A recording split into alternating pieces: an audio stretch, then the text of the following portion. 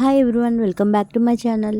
నిరుపేద ఆరోగ్య పరిరక్షణకు ఉచిత వైద్య శిబిరం ఏర్పాటు చేయడం అభినందనీయమని కనిగిరి మున్సిపాలిటీ చైర్మన్ షేక్ అబ్దుల్ గఫార్ అన్నారు. సోమవారం కనిగిరి పట్టణంలోని 11వ వార్డ్ కాశీపురంలో అర్బన్ ప్రాథమిక ఆరోగ్య కేంద్రం ఆధ్వర్యంలో వైద్య శిబిరం ఏర్పాటు చేయడం జరిగింది.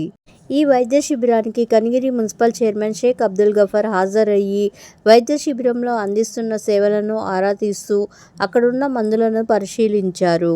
బాధితులకు మెరుగైన వైద్య సేవలు అందించి వారికి ఎటువంటి అనారోగ్య సమస్యలు లేకుండా చూడాలి అని వైద్యులకు సూచించారు. వైద్య శిబిరాలలో ముందస్తు ఆరోగ్య పరీక్షలు చేయించుకోవడం వల్ల సకాలంలో వ్యాధి నిర్ధారణ జరుగుతుందని, తద్వారా సకాలంలో చికిత్స పొందవచ్చన్నారు.